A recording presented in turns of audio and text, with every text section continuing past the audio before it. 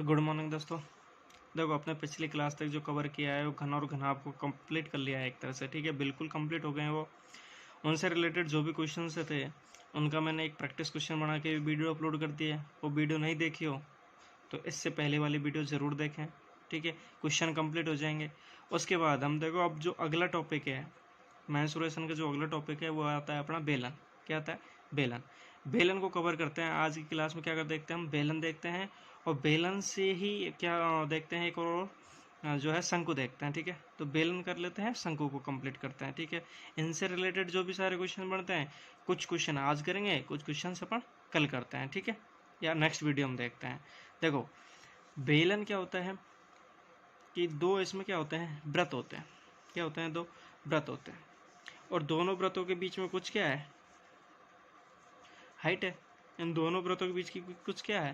Height. जैसे देखो घरों में तुमने देखा होगा कि जो ड्रम वगैरह होते हैं वो बेलन शेप में ही है। क्या? बेलन शेप में ही होते हैं। ठीक है, देखो जब कोई जब वृत्ताकार चीज़ है तो वृत्ताकार चीज़ है तो उसकी कोई ना कोई रेडियस होती है। देखो व्रत के बारे में देख लो कि व्रत जो होती है उसकी त्रिज्या यदि आर है तो परिधि क्या हो जाएगी? 2πr। और उसका जो एरिया होता है, क्षेत्रफल होता है, वो कितना होता है?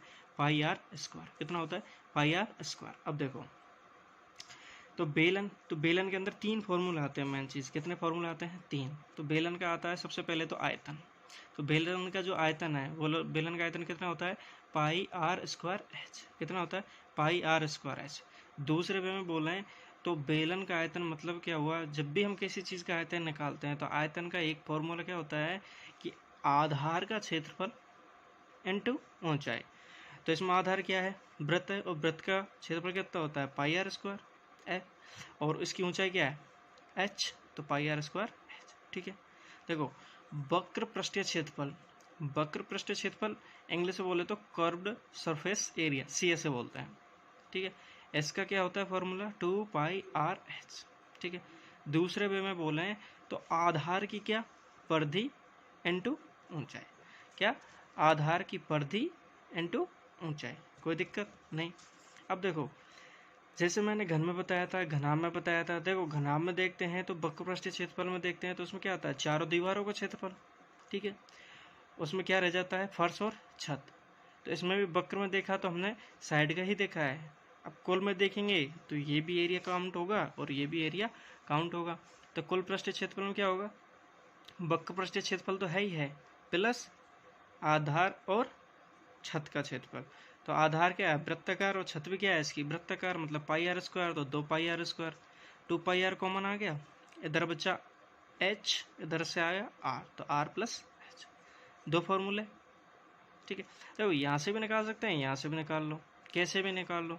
लेकिन देखो एक चीज़ बता देता हूँ कि किसी भी चीज़ का जब हम आयतन निकालते हैं, कोई भी चीज़ हो, तो आयतन का एक ही फॉर्मूला है कि आधार का क्षेत्रफल इनटू उसकी ऊंचाई। वक्र पृष्ठीय क्षेत्रफल जब भी निकालते हैं तो उसका मतलब होता है आधार का परिमाप, आधार की परिधि इनटू ऊंचाई। और कुल में निकालते हैं तो जो हमने छोड़ा है उसको और ऐड कर दो, कोई दिक्कत नहीं। क्लियर? देखो अब देख लेते हैं हम शंकु के बारे में। तो देखो शंकु में क्या होता है? ये शंकु की शेप होती है। ये क्या है? शंकु की शेप। कोई दिक्कत है नहीं। जैसे कि तुमने आइसक्रीम वगैरह खाई होगी, ठीक है, कौन आइसक्रीम खाई होगी, तो उसकी शेप कैसी होती है? ऐसी होती है। ठीक है, इसमें क्या होता है? जो इसका बेस है वो कैसा है? सर्कुलर है, वृत्ताकार है। तो इसकी कुछ रेडियस है, और इसका क्या है? ये कोना है। ठीक है, तो देखो जब इसको कोने को और इसके केंद्रक से मिलाते हैं, वृत्त के केंद्रक से, तो ये तो क्या है? इसकी ऊंचाई। और जो ये है, ये क्या है? इसकी तिर्यक ऊंचाई। सुना होगा, पढ़ा भी है तुमने, तिर्यक ऊंचाई। ठीक है, स्लांट हाइट बोलता है। क्लियर बात? देखो इसका जो आयतन निकालते हैं, ये क्या होता है? 1/3। क्या होता है? 1/3 πr²h। तो देखो आयतन आधार का क्षेत्रफल इंटू ऊंचाई, तो 1/3 आधार का क्षेत्रफल क्या है? πr² और इंटू ऊंचाई h। वक्र पृष्ठीय क्षेत्रफल का मतलब क्या होता है? πrl। इसका मतलब क्या होता है? πrl। इसमें h नहीं आएगी, इसमें क्या आएगी? l, πrl। और l क्या है? तिर्यक ऊंचाई। और तिर्यक ऊंचाई निकालने का फॉर्मूला क्या होता है कि तिर्यक ऊंचाई निकालते हैं l बराबर under root R square plus H square. कैसे निकालते हैं? अंडर रूट आर का स्क्वायर प्लस एच का स्क्वायर। ठीक है। कुल क्षेत्रफल की बात करें तो कुल क्षेत्रफल क्या होता है? वक्र पृष्ठीय क्षेत्रफल प्लस आधार का क्षेत्रफल। वक्र पृष्ठीय क्षेत्रफल प्लस आधार का क्षेत्रफल। आधार वृत्ताकार है तो pi R L plus pi R square, तो पाई आर दोनों तरफ से कॉमन, एल प्लस आर। कोई दिक्कत नहीं। तो देखो बेलन कंप्लीट हो गया और शंकु कंप्लीट हो गया। एक बार रिवाइज कर लो। बेलन, तो बेलन का आयतन होता है पाई आर स्क्वायर एच। वक्र पृष्ठीय क्षेत्रफल की बात करेंगे तो 2 पाई आर एच। कुल पृष्ठीय क्षेत्रफल की बात करते हैं तो 2 पाई आर कोष्टक है आर प्लस एच। ठीक है। अब शंकु देख लो। शंकु का आयतन का फॉर्मूला क्या होता है? 1/3 पाई आर स्क्वायर एच। वक्र पृष्ठीय क्षेत्रफल क्या होता है? Pi R L. कुल पृष्ठीय क्षेत्रफल क्या होता है? Pi are कोष्टक L plus are. और जो एल निकालते हैं हम, एल निकालने का फॉर्मूला क्या होता है? Under root R square plus H square. कोई दिक्कत नहीं। अब देखो क्वेश्चन देख लेते हैं, इनसे रिलेटेड जो भी क्वेश्चन बनते हैं वो देख लेते हैं। देखो पहला क्वेश्चन है, एक वृत्ताकार पिलर है। वृत्ताकार क्या है? पिलर। उसका वक्र पृष्ठीय क्षेत्रफल दे रखा है 264 मीटर स्क्वायर, और इसका जो आयतन है, आयतन कितना दिया हुआ है? 924 मीटर क्यूब। तो पूछा है पिलर का जो व्यास होगा और उसकी ऊंचाई है, इन दोनों का आपस में अनुपात क्या होगा? देखो वक्र पृष्ठीय क्षेत्रफल का भी हमने फॉर्मूला पढ़ा है, क्या होता है? 2 पाई आर एच। और आयतन का पढ़ा है, आयतन क्या होता है? Pi R square H. दोनों का हमने क्या निकाला? अनुपात। तो देखो 2 pi R H upon pi R square H, तो 2 गुणा pi into R into H बटे 22/7 into R square into H बराबर वक्र पृष्ठीय क्षेत्रफल कितना दिया है? 264, और आयतन कितना दिया है? 924। सॉल्व करते हैं। देखो 22/7 से 22/7 कट गया, एच से एच कट गया, एक आर से एक आर कट गया, 2 से 132 बार कट गया, तो कितना आया? 1/r बराबर 132/924।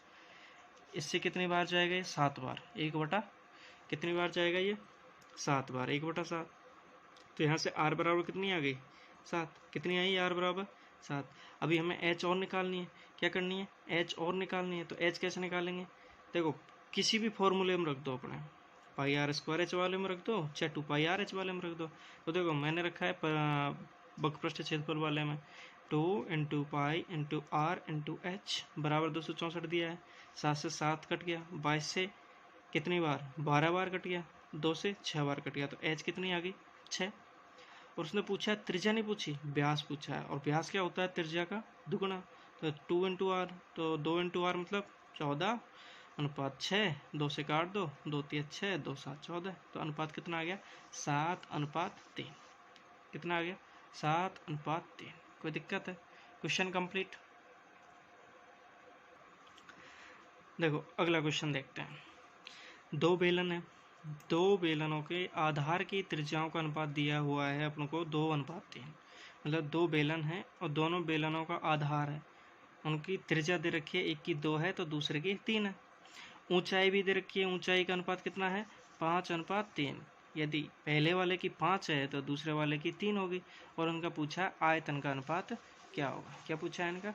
आयतनों का अनुपात क्या होगा? तो देखो माना एक तो बेलन ये है, दूसरा ये है, ठीक है, इसको हमने ए नाम दे दिया, इसको बी नाम दे दिया। इसकी त्रिज्या का अनुपात दे रखा है 2, इसकी दे रखा है 3, इसकी ऊंचाई दे रखी है 5 और इसकी ऊंचाई दे रखी है 3। तो आयतन का फॉर्मूला हमें पता ही है, क्या होता है बेलन का आयतन का? पाई आर स्क्वायर एच। तो बी ए अपॉन बी बी, मतलब पहले वाले का आयतन बटे दूसरे वाले का आयतन बराबर pi into R into R into H, pi into R into R into H. ठीक है, सॉल्व करते हैं। पाई से पाई गया, ऊपर क्या बचा? 2 गुणा 2 गुणा 5 मतलब 20, और 3 गुणा 3 गुणा 3 मतलब 27। तो क्या आ गया? दोनों के आयतनों का अनुपात कितना आ गया? 20:27। कितना आ गया? 20:27। ये क्या आ गया अपना आंसर? ठीक, कोई दिक्कत नहीं। इसी प्रकार का क्वेश्चन एक शंकु का है, सेम। देखो इसको करो। दो शंकुओं का आयतन दे रखा है भाई साहब, पहले ही दे दिया इसने। आयतन का अनुपात दिया है 2:3। क्या दिया है अनुपात? 2:3। और उनके आधार की त्रिज्याओं का अनुपात दिया है कितना? 1:2। पूछा क्या है? ऊंचाई का अनुपात। क्या पूछा है? ऊंचाई का अनुपात। मान लेते हैं, देखो एक शंकु ये है, दूसरा शंकु ये है। इसकी R1 दे रखी है अपन को एक, तो इसकी आर्ट हो जाएगी 2। H1 दिया नहीं है, H2 भी नहीं दिया, ठीक है। देखो सॉल्व करते हैं। आयतन का फॉर्मूला क्या होता है, 1/3 पाई आर स्क्वायर एच। तो 1/3 पाई को पाई रहने दो, इनटू इसकी R1 कितने दी है, 1 गुणा बटे 1/3 पाई 2 गुणा H2। और आयतन तो अपन को दिया हुआ है, पहले का आयतन कितना है 2, दूसरे का आयतन कितना है 3। तो ये तो सारा कट गया। तो 1 गुणा H1 कितना है H1, 2 गुणा H2 कितना है H2। तो H1 अपॉन 4H2।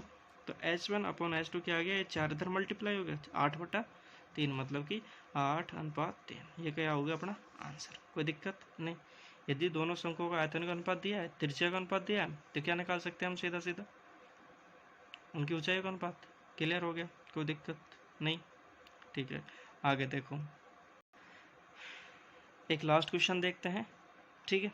उसके बाद अपन क्लास ऑफ करते हैं।